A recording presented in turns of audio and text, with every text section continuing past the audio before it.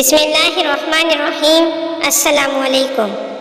رسول اللہ صلی اللہ علیہ وسلم کی عمر شریف جب 40 برس کے قریب ہو چلی اور اس دوران آپ صلی اللہ علیہ وسلم کے اب تک کے تعاملات نے قوم سے آپ صلی اللہ علیہ وسلم کا ذہنی اور فکری فاصلہ بہت وسیع کر دیا تھا، تو آپ صلی اللہ علیہ وسلم کو تنہائی محبوب ہو گئی۔ چنانچہ آپ صلی اللہ علیہ وسلم ستو اور پانی لے کر مکہ سے کوئی 2 میل دور کوہ حرا کے ایک غار میں جا رہتے۔ یہ ایک مختصر سا غار ہے جس کا طول 4 گز اور عرض 1.25 گز ہے۔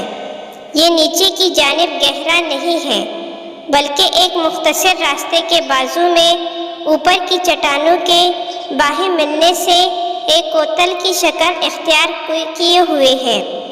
آپ صلی اللہ علیہ وسلم جب یہاں تشریف لے جاتے تو حضرت خدیجہ رضی اللہ عنہا بھی آپ صلی اللہ علیہ وسلم کے ہمراہ جاتی اور قریب ہی کسی جگہ موجود رہتی۔ آپ صلی اللہ علیہ وسلم رمضان بھر اس غار میں قیام فرماتے، آنے جانے والے مسکینوں کو کھانا کھلاتے اور بقیہ اوقات اللہ تعالیٰ کی عبادت میں گزارتے، کائنات کے مشاہد اور اس کے پیچھے کار فرما قدرت نادرہ پر غور فرماتے۔ آپ صلی اللہ علیہ وسلم کو اپنی قوم کے لچر پوچ شرکیہ عقائد اور واہیات تصورات پر بالکل اطمینان نہ تھا، لیکن آپ صلی اللہ علیہ وسلم کے سامنے کوئی واضح راستہ، متعین طریقہ اور افراط و تفریط سے ہٹی ہوئی کوئی ایسی راہ نہ تھی جس پر آپ صلی اللہ علیہ وسلم اطمینان و انشراح قلب کے ساتھ رواں دواں ہو سکتے۔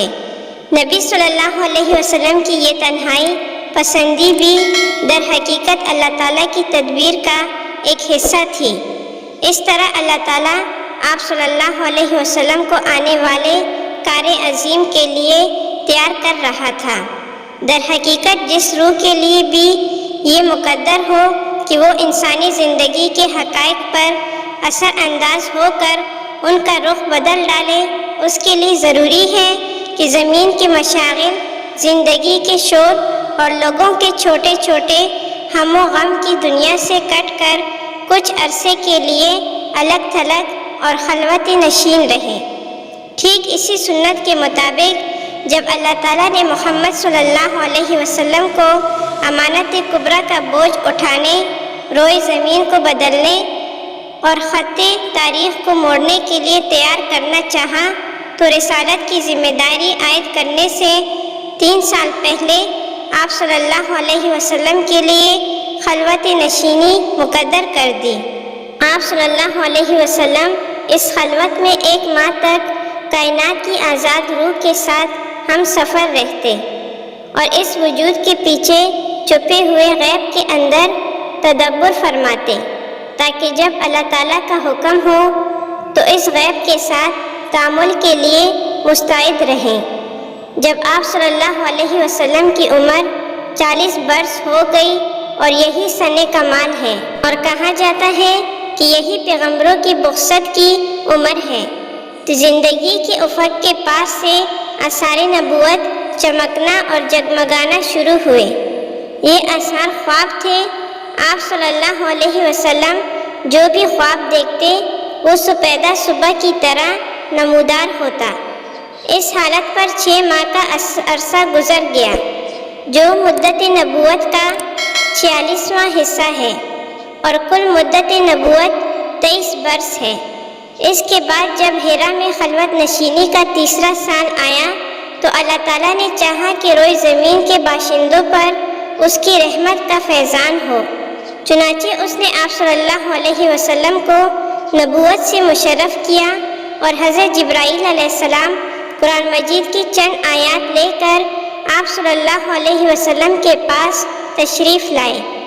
دلائل و قرائن پر ایک جامع نگاہ ڈال کر حضرت جبرائیل علیہ السلام کی تشریف آوری کے اس واقعے کی تاریخ معین کی جا سکتی ہے۔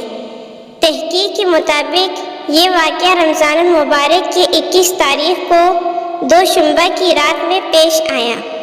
اس روز اگست کی 10 تاریخ تھی اور 610 سن تھا۔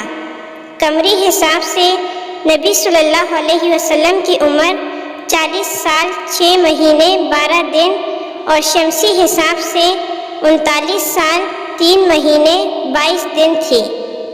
آئیے اب ذرا حضرت عائشہ رضی اللہ عنہا کی زبانی اس واقعے کی تفصیلات سنیں۔ یہ انوار لاہوت کا ایک ایسا شعلہ تھا جس سے کفر و ضلالت کی تاریکیاں چڑھتی چلی گئی، یہاں تک کہ زندگی کی رفتار بدل گئی اور تاریخ کا رخ پلٹ گیا۔ حضرت عائشہ رضی اللہ عنہا فرماتی ہیں، رسول اللہ صلی اللہ علیہ وسلم پر وحی کی ابتدا نیند میں اچھے خواب سے ہوئی۔ آپ صلی اللہ علیہ وسلم جو بھی خواب دیکھتے تھے وہ سپیدہ صبح کی طرح نمودار ہوتا تھا۔ پھر آپ صلی اللہ علیہ وسلم کو تنہائی محبوب ہو گئی، چنانچہ آپ صلی اللہ علیہ وسلم غار حرا میں خلوت اختیار فرماتے اور کئی رات گھر تشریف لائے بغیر مصروف عبادت رہتے۔ اس کے لیے آپ صلی اللہ علیہ وسلم توشہ لے جاتے، پھر توشہ ختم ہونے پر حضرت خدیجہ رضی اللہ عنہا کے پاس واپس آتے اور تقریباً اتنی ہی دنوں کے لیے پھر توشہ لے جاتے، یہاں تک کہ آپ صلی اللہ علیہ وسلم کے پاس حق آیا اور آپ صلی اللہ علیہ وسلم غار حرا میں تھے، یعنی آپ صلی اللہ علیہ وسلم کے پاس فرشتہ آیا اور اس نے کہا پڑھو۔ آپ صلی اللہ علیہ وسلم نے فرمایا میں پڑھا ہوا نہیں ہوں۔ آپ صلی اللہ علیہ وسلم فرماتے ہیں کہ اس پر اس نے مجھے پکڑ کر اس زور سے دبایا کہ میری قوت نچوڑ دی، پھر چھوڑ کر کہا پڑھو۔ میں نے کہا میں پڑھا ہوا نہیں ہوں۔ اس نے دوبارہ پکڑ کر دبوچا، پھر چھوڑ کر کہا پڑھو۔ میں نے پھر کہا میں پڑھا ہوا نہیں ہوں۔ اس نے تیسری بار پکڑ کر دبوچا، پھر چھوڑ کر کہا اقرأ بسم ربک الذی خلق خلق الانسان من علق اقرأ وربک الاکرم، پڑھو اپنے رب کے نام سے جس نے پیدا کیا، انسان کو لوتڑے سے پیدا کیا، پڑھو اور تمہارا رب نہایت کریم ہے۔ ان آیات کے ساتھ رسول اللہ صلی اللہ علیہ وسلم پلٹے۔ آپ صلی اللہ علیہ وسلم کا دل دک دک کر رہا تھا۔ حضرت خدیجہ بنت خویلد رضی اللہ عنہا کے پاس تشریف لائے اور فرمایا مجھے چادر اڑا دو، مجھے چادر اڑا دو۔ انہوں نے آپ صلی اللہ علیہ وسلم کو چادر اڑا دی، یہاں تک کہ خوف جاتا رہا۔ اس کے بعد آپ صلی اللہ علیہ وسلم نے حضرت خدیجہ رضی اللہ عنہا کو واقعے کی اطلاع دیتے ہوئے فرمایا یہ مجھے کیا ہو گیا ہے، مجھے تو اپنی جان کا ڈر لگتا ہے۔ حضرت خدیجہ رضی اللہ عنہا نے کہا قطعاً نہیں، باخدا آپ صلی اللہ علیہ وسلم کو اللہ تعالیٰ رسوا نہ کرے گا۔ آپ صلی اللہ علیہ وسلم صلح رحمی کرتے ہیں، درماندوں کا بوجھ اٹھاتے ہیں، تہی دستوں کا بندوبست کرتے ہیں، مہمان کی میزبانی کرتے ہیں اور حق کے مسائل پر اعانت کرتے ہیں۔ اس کے بعد حضرت خدیجہ رضی اللہ عنہا آپ صلی اللہ علیہ وسلم کو اپنے چچیرے بھائی ورقہ بن نوفل بن اسد بن عبد العزیٰ کے پاس لے گئیں۔ ورقہ دور جاہلیت میں عیسائی ہو گئے تھے اور عبرانی میں لکھنا جانتے تھے، چنانچہ عبرانی زبان میں حسب توفیق الہی انجیل لکھتے تھے۔ اس وقت بہت بوڑھے اور نابینا ہو چکے تھے۔ ان سے حضرت خدیجہ رضی اللہ عنہا نے کہا بھائی جان آپ اپنے بھتیجے کی بات سنیں۔ ورقہ نے کہا بھتیجے تم کیا دیکھتے ہو؟ رسول اللہ صلی اللہ علیہ وسلم نے جو کچھ دیکھا تھا بیان فرما دیا۔ اس پر ورقہ نے آپ صلی اللہ علیہ وسلم سے کہا یہ تو وہی ناموس ہے جسے اللہ نے موسیٰ علیہ السلام پر نازل کیا تھا، کاش میں اس وقت توانا ہوتا، کاش میں اس وقت زندہ ہوتا جب آپ صلی اللہ علیہ وسلم کی قوم آپ صلی اللہ علیہ وسلم کو نکال دے گی۔ رسول اللہ صلی اللہ علیہ وسلم نے فرمایا اچھا تو کیا یہ لوگ مجھے نکال دیں گے؟ ورقہ نے کہا ہاں، جب بھی کوئی آدمی اس طرح کا پیغام لایا جیسا تم لائے ہو تو اس سے ضرور دشمنی کی گئی، اور اگر میں نے تمہارا زمانہ پا لیا تو تمہاری زبردست مدد کروں گا۔ اس کے بعد ورقہ جلد ہی فوت ہو گئے اور وہی رک گئی۔ طبری اور ابن حشام کی روایت سے معلوم ہوتا ہے کہ آپ اچانک وحی کی آمد کے بعد غار حرا سے نکلے تو پھر واپس آ کر اپنی بقیہ مدت قیام پوری کی۔ اس کے بعد مکہ تشریف لائے۔ طبری کی روایت سے آپ کے نکلنے کے سبب پر روشنی پڑتی ہے۔ روایت یہ ہے کہ رسول اللہ صلی اللہ علیہ وسلم نے وحی کی آمد کا تذکرہ کرتے ہوئے فرمایا، اللہ کی مخلوق میں شاعر اور پاگل سے بڑھ کر میرے نزدیک کوئی قابل نفرت نہ تھا۔ میں شدت نفرت سے ان کی طرف دیکھنے کے تاب نہ رکھتا تھا۔ اب جو وحی آئی تو میں نے اپنے جی میں کہا کہ یہ ناکارہ یعنی خود آپ شاعر یا پاگل ہے، میرے بارے میں قریش ایسی بات کبھی نہ کہہ سکیں گے۔ میں پہاڑ کی چوٹی پر جا رہا ہوں، وہاں سے اپنے آپ کو نیچے لٹکا دوں گا اور اپنا خاتمہ کر لوں گا اور ہمیشہ کے لیے راحت پا جاؤں گا۔ آپ صلی اللہ علیہ وسلم فرماتے ہیں کہ میں یہی سوچ کر نکلا، جب بیچ پہاڑ پر پہنچا تو آسمان سے ایک آواز سنائی دی، اے محمد صلی اللہ علیہ وسلم، تم اللہ کے رسول ہو اور میں جبرائیل ہوں۔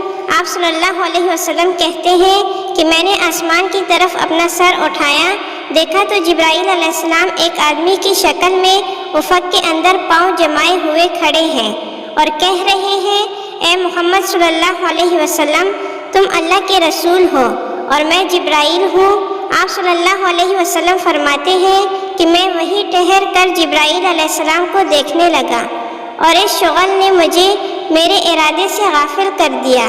اب میں نہ آگے جا رہا تھا نہ پیچھے، البتہ اپنا چہرہ آسمان کے افق میں گھما رہا تھا اور اس کے جس گوشے پر بھی میری نظر پڑتی تھی جبرائیل اسی طرح دکھائی دیتے تھے۔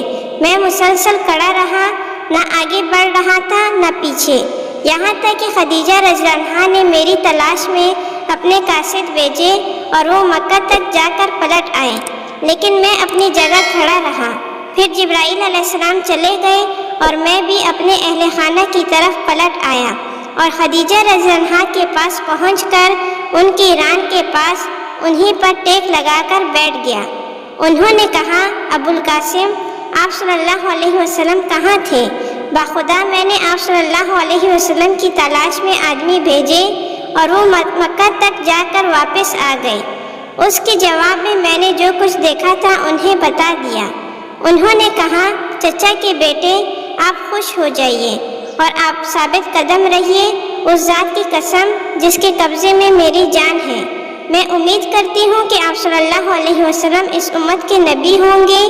اس کے بعد وہ ورقہ بن نوفل کے پاس گئیں، انہیں ماجرا سنایا۔ انہوں نے کہا، قدوس قدوس اس ذات کی قسم جس کے ہاتھ میں ورقہ کی جان ہے، ان کے پاس وہی ناموس اکبر آیا ہے جو موسیٰ علیہ السلام کے پاس آیا کرتا تھا۔